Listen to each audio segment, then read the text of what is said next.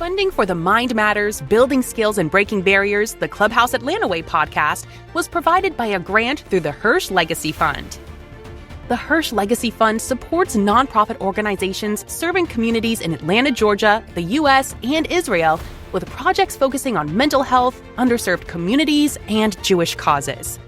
Visit HirschLegacyFund.org and discover more about their mission to help others. Welcome to our podcast, Mind Matters, Building Skills and Breaking Barriers, the Clubhouse Atlanta Way.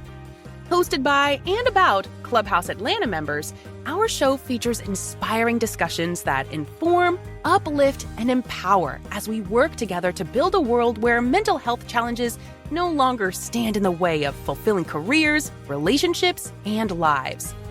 Be sure you visit our website at www.clubhouseatlanta.org. While you're there, subscribe to us at your favorite network. Now, let's shine a light on strengths and potential rather than limitations. Welcome to Clubhouse Atlanta's podcast, Mind Matters, Building Skills and Breaking Barriers the Clubhouse Atlanta Way. Today, our guest is Mr. Robert Amato, owner of Compass Wealth Management, as well as a Clubhouse Atlanta board member. So today we're going to talk about ABLE accounts with him. All right, excited to do that, and thank you for having me. I'm really excited, in particular this year, because we've got some changes to these ABLE accounts that I think are very important that just changed from January 1st, Vince. So excited to go through this with you. Okay, thank you. Let's begin. Okay. First of all, what does ABLE account acronym stand for? What does that mean? Yeah, you might have stumped me on the first, on the very first one here, but yeah, achieving a better life experience. You gave me a cheat sheet. I certainly appreciate that. I think I've got most other things memorized here, but the ABLE accounts, the way you want to think about these accounts is if you have Social Security disability benefits, if you have Medicaid, any government benefits that if your assets generally move over $2,000 or more, you become ineligible. These accounts are a great solution. So they allow you to build money, have it used for anything that you need, pretty broad as far as withdrawals, and keep that eligibility within those accounts, within the Social Security disability and the Medicaid primarily. Okay. And we talked about that. So in order to be eligible for an account, you have to be on SSI, Supplemental Security Income, or SSDI, Social Security Disability Income. That's right. Yeah. So there's the biggest thing that changed in 2026 is the first criteria for these accounts were you had to have your disability start. You had to have a start date of your disability be diagnosed at age 26 or younger. And that changed to age 46 or younger as of 2026. And that's huge because if you are eligible for Social Security disability or not, that criteria stuck. If that makes sense. Yes. So now they've expanded 20 years. 20 years. The age of onset of disability, which a lot of adults, sometimes 30 is more common, is a common age, on the early end of things. Absolutely. But now anybody that becomes incapacitated or not able to work can join in there. Let's see. Okay, well, let's talk. Also, does the ABLE account have to be the primary point for the deposit? Yeah, so good question there. Generally speaking, yes, if it's going to be in the individual's name, or as opposed to that individual having assets in their own name. So the big issue comes where, let's say you have Social Security disability payments, you have Medicaid payments, and your parents, your family gifts you money and it gets put in your name, that can disqualify you.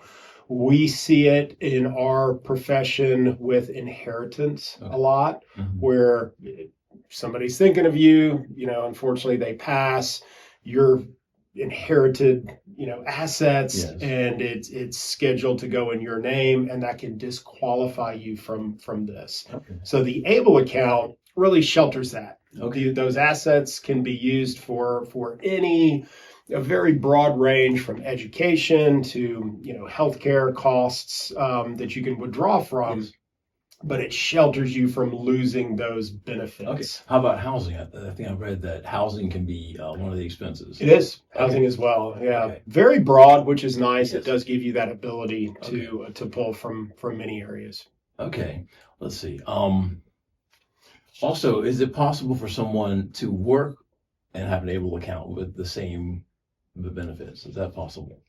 Yeah, so I think I think what guides that is going to be the Social Security disability or the Medicaid requirements. Okay. So I know there are income and asset requirements there, and the ABLE account doesn't really help the income unless you are putting money, Into the ABLE account? from income into that ABLE account. Okay, But yes. the ABLE accounts are going to really be primarily used for, hey, I need to shelter these assets Yes. from being in my name only. Okay. If that makes sense. Yes, it does. And the contribution limits, Vince, are have gone up as well. So they're going to tie into the amount that you can gift to an individual without filing a gift tax return. Currently, that's $19,000 per year. Okay. That also is close to the threshold of the contribution someone can make from their disability or SSI check each month, correct? I mean, each yearly contributions, that's around 18 or 19,000. I'm not sure about the exact figure, but that range. Okay. Yeah, charitable contributions, if that's what you're referring to. I guess I was referring to. I think I read it. Pardon me here. No, that's okay.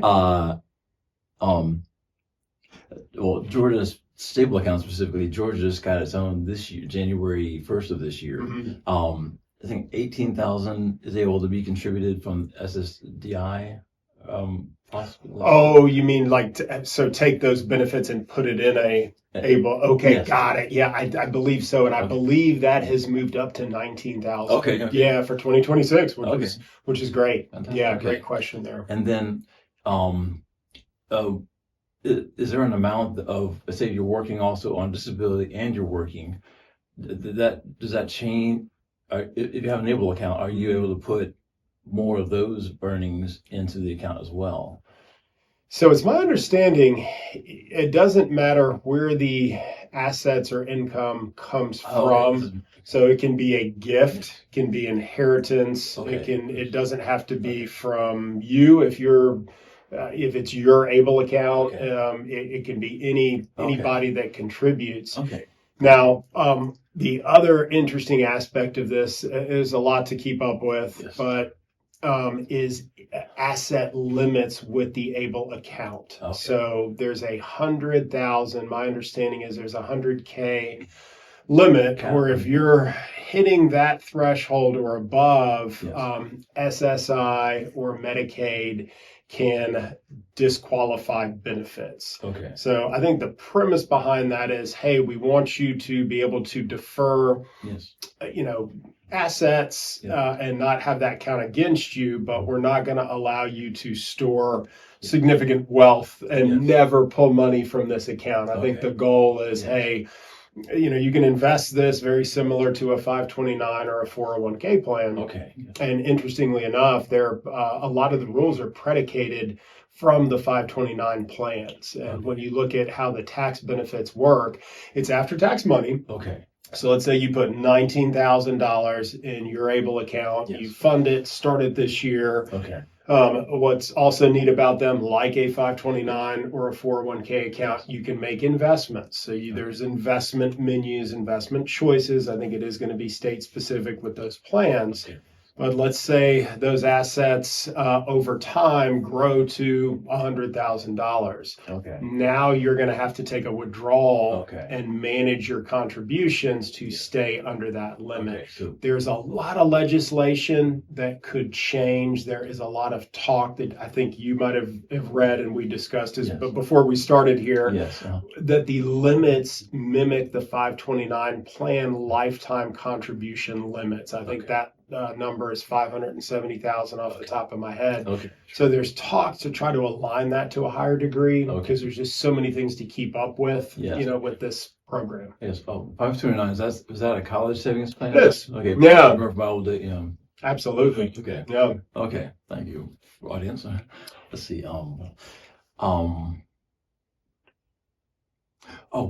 Is there a higher number if someone is both working and SSDI? There, I think we've asked this already. Like a lifetime contribution limit. Well, I guess combined max for you. I think you said we talked and said that 18 or so, 18 or 19 was the amount that was coming just from the disability payments. Is there a higher number, or is there a certain dollar amount that someone can put in from their work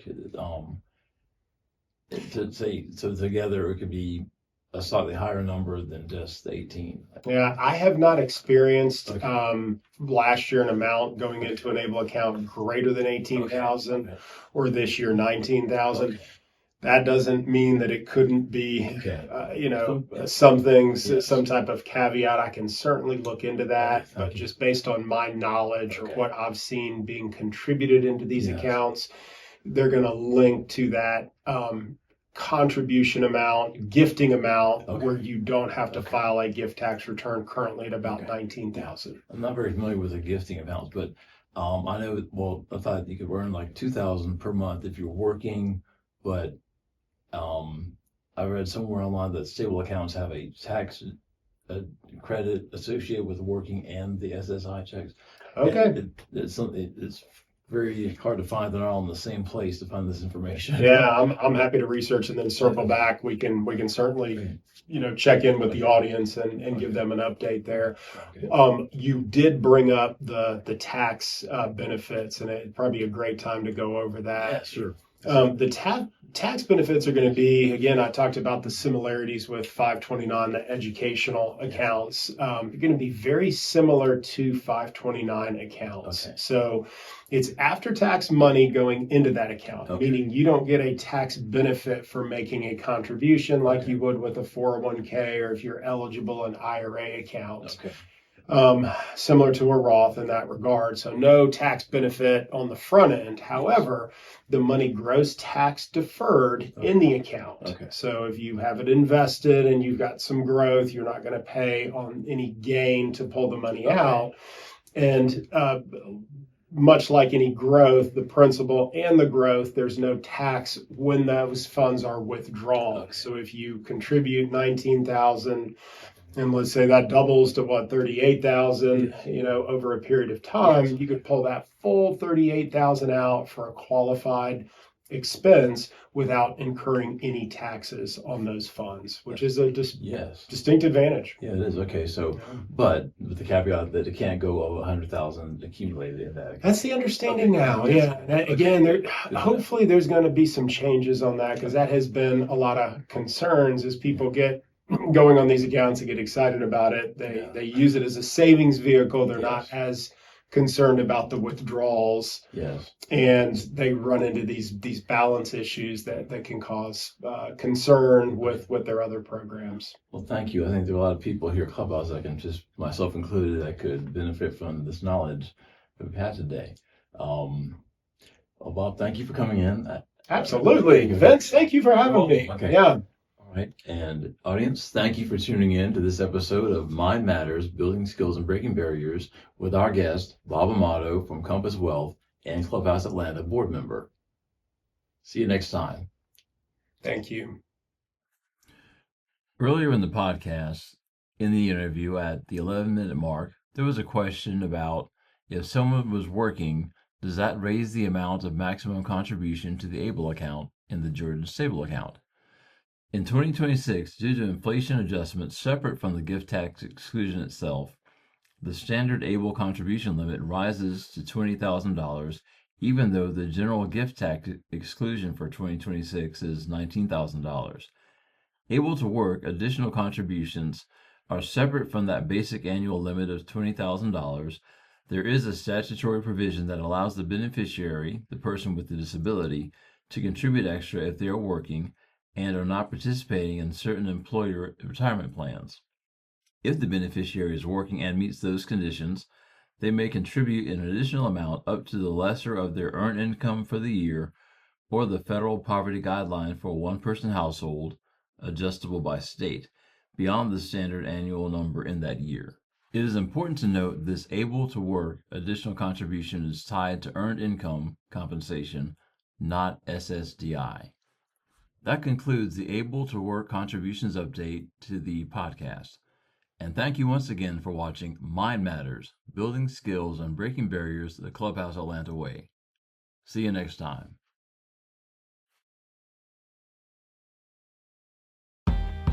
Thank you for tuning into Mind Matters, Building Skills and Breaking Barriers, the Clubhouse Atlanta Way. Remember to visit our website at www.clubhouseatlanta.org and enjoy even more great episodes like this one. Again, while you're there, subscribe to us at your favorite network. We look forward to you joining us again next time on Mind Matters, Building Skills and Breaking Barriers, the Clubhouse Atlanta Way.